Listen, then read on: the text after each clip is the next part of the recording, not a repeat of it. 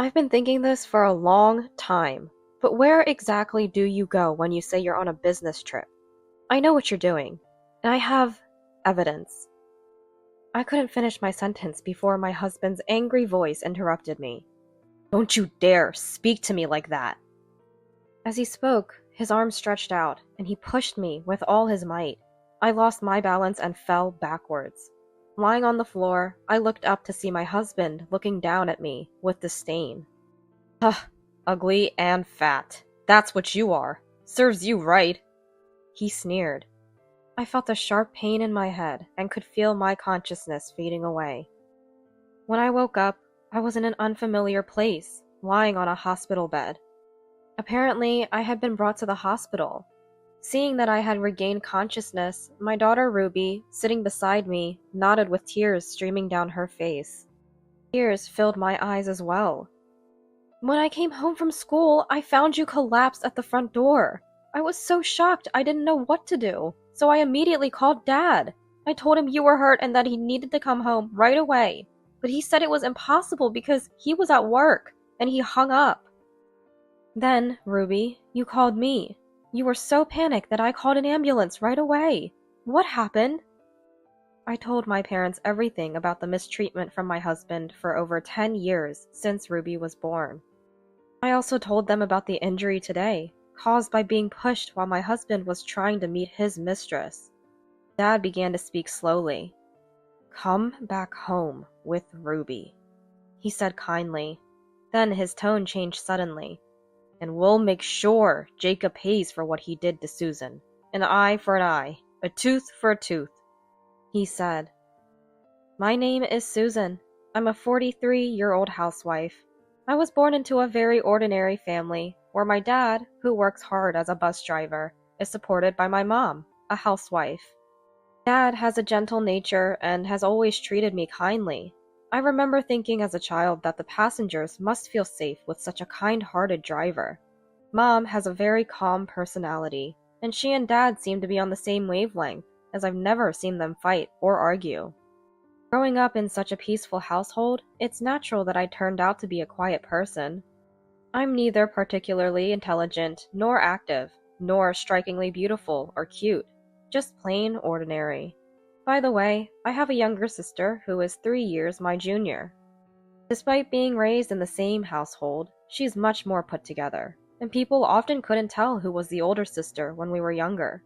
My sister has always prioritized her career over marriage, dedicating herself solely to her job, a path completely different from mine.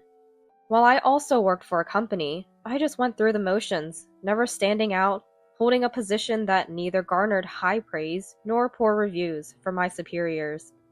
It was in this setting that I fell into an office romance with a man who is now my husband, Jacob. Jacob was tall, with a great figure, handsome in an elegant way, and, to top it off, had a kind personality. Being competent at his job, he was popular not just within our office, but also among women from client companies. When someone like Jacob confessed he wanted to date me, it just showed that life is full of surprises. Given my unassuming and shy nature, universally acknowledged, I was convinced it was a deceit and became incredibly guarded for a while. There's no way someone like Jacob could fall for someone like me, I thought. Despite my doubts, Jacob continued his earnest advances. Though I told no one, I secretly harbored feelings for him, making it impossible not to be conscious of his presence. Gradually, I began to welcome his intentions with joy, and with each meeting, my wariness faded. Before I knew it, I had accepted Jacob. Jacob said that kindness mattered more to him than glamour, and he saw an ideal partner in someone like me. Completely swept up in this drama-like development, I fell deeply in love with Jacob, becoming utterly infatuated. Soon after we started dating, we got married. I quit my job to support Jacob as a housewife. Though my sister would likely have continued her career, having seen my mother happily fulfill her role as a housewife, it felt like the natural course for me, and Jacob was pleased with the decision. We were blessed with a child shortly after our marriage, a daughter we named Ruby, following a discussion. With financial help from my parents, we bought our home upon Ruby's birth. In the years following my relationship with Jacob, I felt as if I was at the peak of happiness in my life. Or, at least, I was supposed to be. I was indeed happy until I came to know my husband's true nature. His behavior started to change shortly after our daughter Ruby was born. He used to call me Susan by my name, but it changed to hey abruptly. I sensed something off with this shift, but dismissed it as not worth fussing over. However, my husband's attitude grew increasingly arrogant, and my discomfort escalated proportionally. Then, a definitive incident occurred. Struggling with my postpartum weight, my husband coldly remarked, "Are you ashamed of that body shape? An ugly body and face? That's the worst, isn't it? Right? Ugly and fat lady?" From that day forward, he would mockingly call me ugly and fat lady at every opportunity, laughing derisively. Before long, my husband's return home began to get later and later. His arrivals at midnight or even early morning became more frequent. One day, I noticed the scent of perfume on his suit, a fragrance clearly worn by a woman, and not one of mine. The moment I realized this, rage filled my mind. My distrust towards my husband only grew by the day, reaching a point where it felt like my grievances could explode at any moment. I can't take it anymore, I thought, utterly drained by my husband's continual arrogance and his habit of coming home late after drinking. One night, I couldn't hold back my emotions any longer and confronted him as he returned home in his usual state. "I'm tired too. Taking care of a child is incredibly hard. Instead of drinking every day, come home earlier and help out. Spend more time with your daughter." I shouted, unable to believe I was raising my voice at someone like this, but the rising anger was uncontrollable. Sitting in the living room, my husband, his face reddening further from the alcohol, stood up and hurled a chair at me. "I'm out drinking for work. Can't you understand that, you ugly and fat lady? Taking care of a child is hard. Work is much harder. It must be nice just being with the child all day. That's why you stay in that ugly shape. If you have a complaint, why don't you go out and earn the money yourself?" He yelled with a furious expression that made me fear for my life. After this incident, I was too scared to provoke any violence, choosing to say nothing to avoid angering my husband. He never raised his hand to me again, but instead, he started giving me only $200 for the monthly living expenses. "We can't live on this," I protested, to which he responded with a sarcastic smile. "Being a housewife must be so easy for you. You should learn to manage on $200 a month. Isn't managing the budget part of a housewife's job?" Fear of upsetting him forced me to comply with this unreasonable demand. I supplemented the insufficient household income by dipping into the savings I had from before I was married, but the hardship of living frugally grew day by day. I seriously considered leaving my husband and wished from the bottom of my heart for a divorce. However, the thought of my young daughter held me back. I couldn't support her on my own without an income. Going back to my parents' home would only worry them. I convinced myself that staying was better than leaving, despite the difficulty of making ends meet. Nonetheless, the problem of insufficient living expenses remained unsolved. Determined to make the most of the $200, I took my husband's mocking suggestions seriously and started learning about saving money. Interestingly, as I got into it, saving money became fun. I discovered various ways to save, which felt rewarding when they worked. I even began researching and devising new saving methods on my own. Eventually, I wanted to share the joy of saving with others and started blogging about it. To my surprise, the blog's readership grew beyond my expectations, eventually earning me advertising revenue. Before I knew it, I was making as much as my husband's salary from my blog. The financial worries faded away, and I could feel myself becoming mentally more stable. I was incredibly busy juggling parenting and my savings blog, but I was satisfied with my fulfilling days. Before I knew it, more than 10 years had passed since my husband threw a chair at me. My daughter had grown into a middle schooler and was living her life energetically, while my husband remained unchanged. One night, during a weekend, my husband's mobile phone, left on the living room table, started ringing. He was in the shower, and the ringtone continued without him to answer it. It was unlike him to leave his mobile phone unattended. Driven by a momentary curiosity, I peeked at the screen. The caller was listed as Mary. I immediately knew she was his affair partner. Though I had suspected him of cheating, having a name attached to my suspicions made it all too real, and I couldn't help but feel shaken. My husband came out of the shower.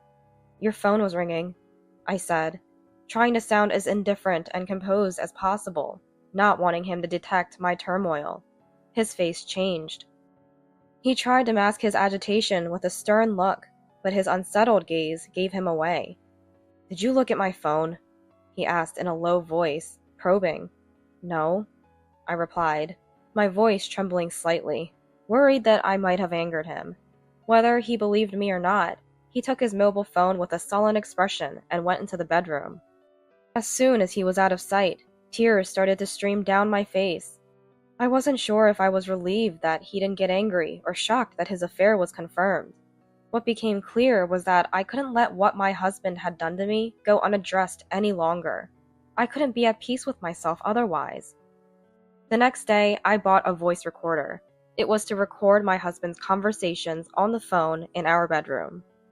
I also decided to keep another recorder with me at all times to capture any verbal abuse directed at me. But that wasn't enough. I hired a detective agency to catch my husband in the act of cheating. Unaware of my actions, he was easily caught in compromising photographs. I gathered all this evidence for a divorce. I no longer had financial worries. My daughter Ruby was grown enough to understand the decision to divorce. All that was left was to go through with the divorce. However, simply divorcing wasn't enough to clear the lingering dissatisfaction in my heart. When I brought up divorce, I wanted to make it clear that the fault lay with my husband, and to have him acknowledge and reflect on his actions. That's why I needed solid evidence. After the incident with the mobile phone, my husband's behavior towards me worsened more than ever. Perhaps feeling confident that I wouldn't confront him about his cheating, he began staying out overnight more frequently. He claimed these were business trips, but as someone who married a coworker, I knew better. There were hardly any business trips involved in his department's work, a fact I was well aware of. While I felt the shallowness of my husband's actions, being lied to with such a transparent lie felt like an insult to me, and it angered me.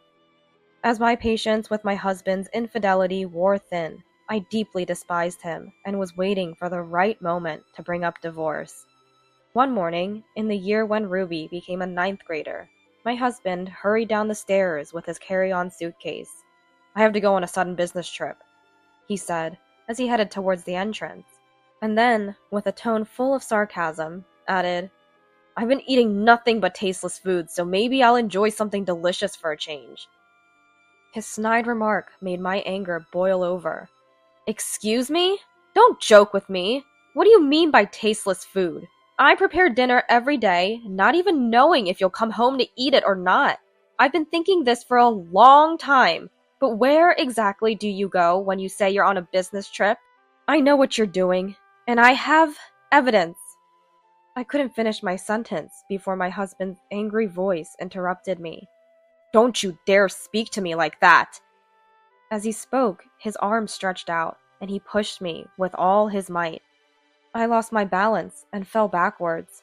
Lying on the floor, I looked up to see my husband looking down at me with disdain. "Ugly and fat, that's what you are. Serves you right." Huh. He sneered and left the house with a nasty laugh. I felt a sharp pain in my head, perhaps from hitting the floor hard. The frustration of being pushed and insulted by my husband was unbearable. As I lay there, I could feel my consciousness fading away. When I woke up, I was in an unfamiliar place, lying on a hospital bed. My daughter Ruby and my parents were standing by the bed, looking at me worriedly. It seemed I had been brought to the hospital. "Mom, are you okay?" Ruby asked, tears streaming down her face. She had been crying for a while, as her eyes and the area around them were red. "Ruby, did you save me?" I asked, feeling relieved as I regained consciousness. Ruby nodded, crying even harder. Tears welled up in my eyes too. I tried to sit up and hug her, but intense pain throughout my body made it impossible to move. Stay still, my mom said softly, touching my hand. Her touch brought me comfort, and I began to feel calmer. My parents told me that although I had hit my head and various parts of my body quite hard, the injuries were not severe, and I could be discharged from the hospital if there were no problems. Ruby then told me about finding me collapsed at the entrance when she returned from school. I was so shocked. I didn't know what to do, so I immediately called Dad. I told him you were hurt and that he needed to come home right away, but he said it was impossible because he was at work, and he hung up. Ruby looked down sadly. So, Ruby, you called me. You were so panicked that I immediately called an ambulance. I was truly shocked. What exactly happened? As I started to explain, Ruby came into view. Ruby? Could you wait outside the room for a bit? I didn't want Ruby to hear this. I told my parents about the mistreatment from my husband over the more than 10 years since Ruby was born. I also told them that today's injury was because he pushed me while trying to meet his mistress. My parents listened silently to my story. After a moment of silence, Dad slowly started to speak. Come back home with Ruby, he said kindly. Then, suddenly, his tone changed. And we'll have to make sure Jacob pays for what he did to Susan. An eye for an eye, a tooth for a tooth. I had never seen Dad with such a fierce expression before, or after that moment. His words made me decide to divorce immediately. I was determined. Just like Dad said, we would make my husband pay. I called Ruby back into the room and told her about my decision to divorce. Ruby nodded strongly, showing her support. Together, the four of us started planning our counterattack against my husband. We decided as a family to put on an act. The day after I was discharged, my mom and I returned home and my husband called my mobile phone. The act began. My mom answered the phone. In a somber voice, she said, My daughter has passed away. The call was on speaker mode, and we were recording it. What? My husband gasped upon hearing my mom's words. Ruby has? It seemed like he was confused by the sudden news. What are you talking about? My daughter, your wife, Susan. My mom raised her voice, a masterful performance. What? My husband was clearly shaken, even over the phone. This is the only chance, my mom continued. She hit her head hard when she fell. Jacob, does that ring any bells? My husband became even more flustered in his response. What? No, nothing at all. Then he added in a forced, tearful voice. Susan was fine yesterday morning, sending me off cheerfully. How could this happen so suddenly? He lied smoothly. I almost shouted out, but quickly covered my mouth. My mom knew I had been pushed by my husband. The tone of my mom's voice dropped after hearing my husband's lie. I see. By the way, Jacob, where are you now? You didn't come to the hospital yesterday either. The anger in her words was unmistakable, surely reaching my husband as well. Well, I'm currently on a business trip, he said, clearly flustered. Come home right away. We're bringing our daughter back home. My mom's tone became firmer. I'll have to finish my work first, so it'll take me about half a day to get home. My husband replied, to which my mom pressed on. Just hurry back! After hanging up, we rushed to prepare for the next step in our plan. I went to a lawyer with the evidence of the affair I had gathered and the recordings from the voice recorder. Along the way, we checked our home's bank accounts and life insurance to monitor my husband's movements. There were no withdrawals or insurance claims, indicating that he hadn't fled. Finally, we sent Ruby to stay with my sister for safety and waited at my parents' house for my husband to return. When he returned home at night, we, who had been fully prepared, were taken aback to see him. Astonishingly, he had brought his mistress with him. Seeing me, both were at a loss for words. Who is this woman? I demanded, my anger rising. My husband blurted out almost immediately, "Why are you here? You tricked me!" His voice cracked and his face turned red. "Who is she?" I pressed, ignoring his question. He continued to question me instead of answering. "You were supposed to take her to your parents' house, weren't you?" I couldn't comprehend his nerve to bring his mistress home after hearing I had died. My feelings of blaming my husband intensified. "This is my house. It's only natural I come back here. Never mind that. Explain who she is now." I pushed him for answers. "No, it's not like that. She's from a client's company." He stammered, still attempting to lie. I laid out several photos of him with his mistress, obtained from the detective agency. "I've investigated. This woman, she's in these photos with you," I pointed out. His face went pale. "Those must be doctored or something." He tried to deflect it, still lying. How far could this man jest?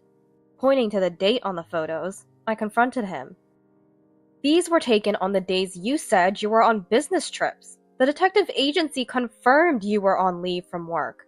Who's the liar now? Why is the woman in these photos here?" Seeing his excuse fall apart was a clear indication that he had no way out. "No, it's because she had some business with me." Cutting him off, the mistress introduced herself. "I'm Mary. I was under the impression we were in a relationship heading towards marriage. You're Jacob's sister, right? I was told you had passed away, but you're alive?" I corrected her. "I'm not his sister, I'm his wife." Now it was her turn to be confused. "Wife? Jacob told me he was living with his sister." My anger reached a boiling point. I glared at my husband, filled with anger that was evident even to myself. "What did you say?" As the truth unfolded, my husband began to look frightened, but still, unbelievably, tried to make excuses without offering an apology. "There's a reason for this. It's a misunderstanding. When I said we were seeing each other, I meant as a client. I'll explain everything later." My husband tried to explain, but even his mistress seemed to grasp the situation now. "Jacob, what is this all about? You lied about your sister dying, and now it turns out she wasn't your sister, but your wife?" She confronted him fiercely. "I was deceived too," he retorted, trying to deflect his guilt. I calmly stated, "The one who was deceived here is me. For years you've been cheating on me, lying about business trips to meet her, and even pushed me to the extent of getting injured. You ignored our daughter's call, shaking with worry, because you were busy at work and didn't even come to the hospital. Then, thinking it would be convenient for you if I were dead, you brought her home. Who do you think was deceived?" She looked at my husband with disdain and said, "You did all that to your wife? So if we had gotten married, the same could have happened to me. You're the worst." "I wouldn't do that because I love Mary," he insisted. As I confronted him for admitting to his affair, he denied it, clearly shaken. Unlike my increasingly agitated husband, I became more composed. "This is the worst case scenario," I remarked. My parents, having witnessed everything, looked at him coldly. He had no one on his side. I had no love left for my husband. "We're getting a divorce," I declared, pushing him away, and she announced she was leaving him too. To my husband, who looked as if he might collapse, I said, "Pushing me and causing injury is a crime in itself, and there's evidence of your affair. I've already started talking to a lawyer, so be prepared." "You lied about being single and deceived me. Isn't that marital fraud?